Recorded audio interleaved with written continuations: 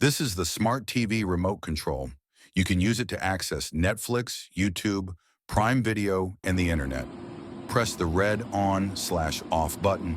Click on the home button. Use the central button on the remote control to access the functions on the left side.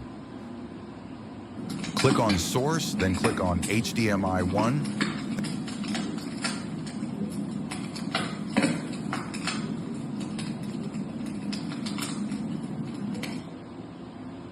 This is the remote control for the TV box. Through it, you can access more than 200 channels in different languages, movies, and lots of entertainment. Press the red on/off button.